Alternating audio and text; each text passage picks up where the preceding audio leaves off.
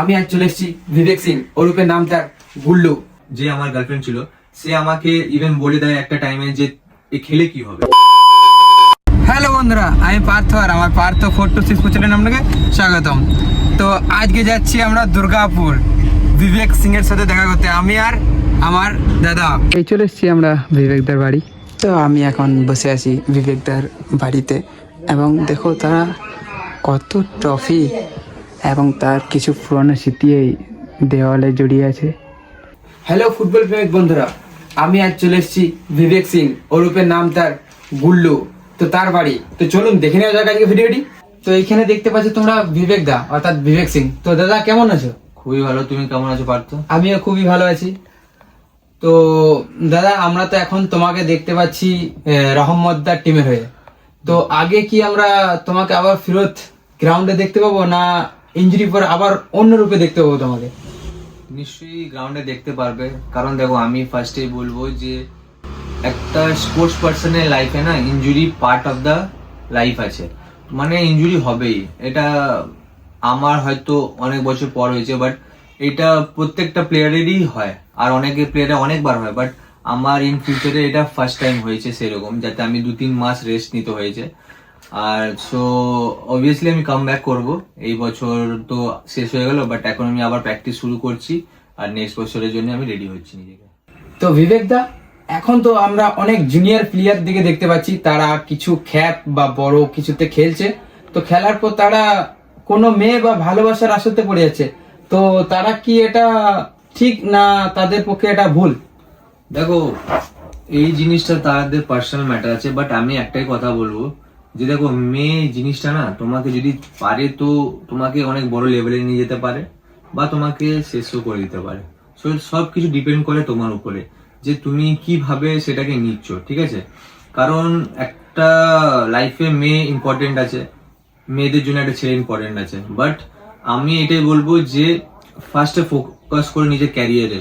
Career না থাকলে তুমি যতই ভালো বেসে ফেলো, তোমার সাথে কেউ থাকবে না, সে যত বছরই ভালোবাসা থাকুক। ফার্স্টে তোমাকে ক্যারিয়ার বানাতে হবে, তারপরেই কিছু করতে হবে।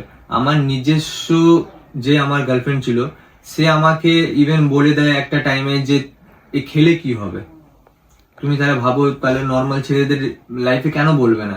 ঠিক আছে, এখনো আমার লাইফে এমন হয় যে আমি ফুটবলটাকে নিয়ে বলবো ফুটবল খেলে কি হবে, কিন্তু এটা ব্যাপার নয়। ফুটবল খেলে অনেক কিছুই হয়, সেটাকে তো প্রমাণ করতে হবে। আর আমি একটাই কথা বলবো যে ভালো যদি লাইফস্টাইল না হয়, কোনো মেয়ের সাথে থাকবে না, তুমি যতই করে নাও। ইস্ট বেঙ্গল খেলার সময় তো শুনেছিলাম যে কোচেদের সাথে কিছু তোমার কাটাকাটি হয়েছিল এমন কথা। তো এটা কি সত্যি? এটা দেখো সত্যি, কারণ ইস্ট বেঙ্গলে আমি যখন খেলতে যাই তখন কেরালার কোচ আসে। সো ও আমাকে কোনোদিন আগে দেখেনি, তো ও আমাকে একটু পছন্দ করতো না। দেন হলো এটা যে ও আমাকে ভেবেছিল যে কলকাতা লিগ পর আমাকে বলবে যে আমি একে রাখবো না, ছেড়ে দেবো। তো কলকাতা লিগে আমাকে কোনো ম্যাচ টাইম দেয়নি, দিয়ে লাস্ট ম্যাচ ও কি করে মোহামেডানের সাথে আমাকে খেলাতে ও জানে যে আই লিগ টিম আছে ওদের, আর আমাদের কলকাতা লিগের টিম আছে, তো আমরা পারবো না, আর এমনিতে ও ব্যাটস হয়ে যাবে, ওকে বাদ দিয়ে দেবো। কপাল ভালো ছিল বা কি জানি না, আমি সেদিন গোল করে দিই, একমাত্র গোল করি সেটা আমি, দিয়ে আমাকে বার করতে পারে না। সন্তোষ ট্রফিতে পাঠানো হয় 5টা ছেলেকে ইস্ট বেঙ্গল থেকে, 4টে বাদ হয়ে যায়, আমি চান্স পেয়ে যাই, তখনও কিছু বলতে পারে না। ইস্ট বেঙ্গল হয়ে আমি গেছি। এরপর সেকেন্ড ডিভিশন আই লিগ আমরা খেলতে যাই, তখন আমাকে খেলায় না, আবার তখন আমি নেমে গোল করে দিই। তো এইগুলো করার পর কোচকে আমি দেখিয়েও দিতাম যে দেখ আমি এখানে আছি, আমি গোল করে ওকে দেখাতাম, দেখ আমি এই যে। তো এইটা একটা ব্যাপার আছে, ও কেরালা প্লেয়ারদের একটু বেশি দিত, ঠিক আছে, বাঙালি প্লেয়ারদের দিত না। আজকাল বাঙালিরা উঠছে না, রিজনটাও এটা যে কেরালার কোচ এসে কেরালার প্লেয়ারদের দেখাচ্ছে, বাঙালের কোচ যখন বাইরে যাচ্ছে তো বাঙাল প্লেয়ারদের দেখছে, ঠিক আছে, বাঙালিদের দেখছে। সো এরকমই চলে আসে ইন্ডিয়ান ফুটবলে, তাই জন্য উন্নতি হচ্ছে না আমাদের। প্লেয়ার ফুটবল স্পোর্টস এমনই জিনিস, যাতে স্পোর্টসে ওই এইসব দেখা উচিত না, যে এই প্লেয়ার যে ভালো তাকে চান্স দেওয়া উচিত। সো এইটা আমার লাইফে অনেকটাই একটা করেছিল।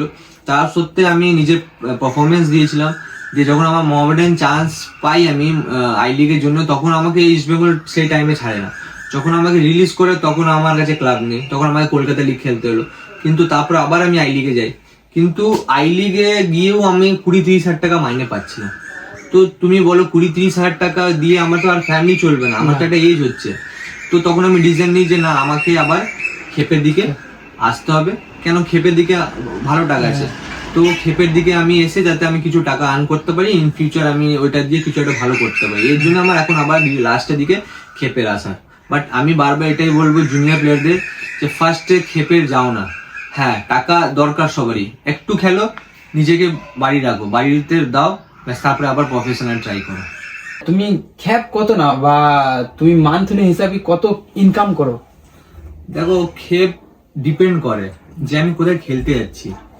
এখনকার টাইমে 5 থেকে 10 হাজার টাকা তুমি ইজিলি পেতে পারো যদি তুমি ভালো খেলো, যদি তুমি একটা বড় ক্লাব খেলে আসো। তো যেটা হয়, যেটা ওই হিসাবেই তোমাকে জাজ করা হয়, ঠিক আছে, যে তুমি কোন ক্লাব খেলেছো। সো যদি তুমি 30 দিনে 20 দিনও খেলো, 10 হাজার টাকা করে নাও, তেমনি 1.5-2 লাখ টাকা হয়ে যাচ্ছে। সো এর জন্য আমি বলছি ফুটবলের টাকা আছে, বাট সেটাকে ধরতে জানতে হবে। টাকা অনেক জায়গায় আছে, অনেক আছে, বাট তোমাকে ভালোভাবে খেলে ওই টাকাটাকে ধরতে হবে। ক্ষেপে অনেক টাকা আছে, সবসময় তুমি 10 হাজার টাকা পাবে না, কোনো জায়গায় 5 হাজারও পাবে, কোনো জায়গায় 6 হাজারও পাবে, বাট টাকা তো আছে। তুমি একদিনে 5-6 টাকা তোমাকে কে দেবে? তাই জন্য আমি বলি যে ভালো করে প্র্যাকটিস করো, ভালো খেলো, ভালো একটা টার্গেট রাখো, ফোকাস রাখো, 100% তোমরা অ্যাচিভ করতে পারবে, বাট ওইটাকে রাখতে হবে। তো এখন তো আমরা দেখতে পাচ্ছি বিবেকদা, মানে আসানসোল ফিল্ডে যেমন আছে সায়ন ব্যানার্জি এবং আমির লাইন, তাদেরকে দেখতে পাচ্ছি। তো আমরা কি আমাদের এই দুর্গাপুর ফিল্ডে বা বর্ধমান ফিল্ড থেকে কোনো প্লেয়ার কি আমরা দেখতে পাবো বড় মানে খেলাতে তাদেরকে? দেখো, অবভিয়াসলি দেখতে পাবে, বাট তার আগে আমি বলে দিই যে আমরা পাচ্ছি না কেন। কারণ আজকালকার যারা জুনিয়র প্লেয়ার, তাদের লক্ষ্যটা আছে যে আমি খেপি খেলবো।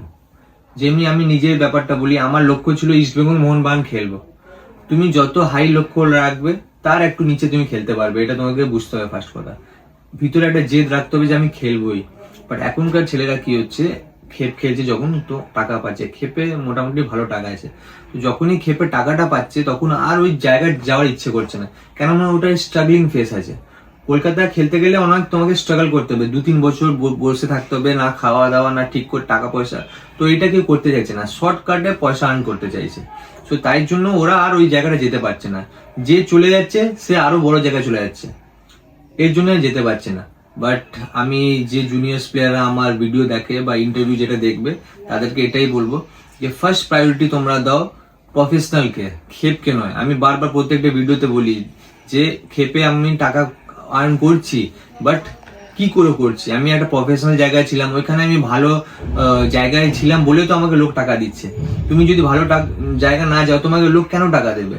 সো এর জন্য যেই জুনিয়র ভিডিও বাচ্চারা আমার ভিডিও দেখো, তাদেরকে আমি এটাই বলবো যে ফার্স্ট টার্গেটটা প্রফেশনাল রাখো, দেন তারপরে খেপে এসো। আমরা তো তোমার ভিডিওতে দেখেছি যে খ্যাপে এত এত টাকা বা এত কিছু তুমি জিনিস করেছো, সেটা কি সত্যি?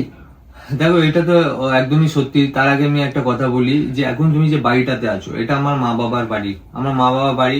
তো আমরা অনেক অনেক কষ্টতে জীবন কাটিয়েছি। ক্ষেপ আমাকে অনেক কিছু দিয়েছে, এটা আমি মানে স্বীকার করব না। ব্যাপারটা আছে যে ক্ষেপ তোমাকে অনেক কিছু দিয়েছে, ঠিক আছে, কিন্তু তোমাকে ক্ষেপকেও দিতে হবে, ঠিক আছে। ক্ষেপকে দেওয়ার আগে তোমাকে কি করতে হবে, প্র্যাকটিস করতে হবে, ভালো নিয়ম শৃঙ্খলাতে থাকতে হবে, আর একটা বড় জায়গায় যেতে হবে। আদারওয়াইজ এখানে পসিবল হবে না তোমার ওই জায়গাটা অ্যাচিভ করার জন্য। এর জন্য আমি বলি যে এত কিছু পাওয়ার যাওয়ার পিছনে কিন্তু ফুটবলই আছে।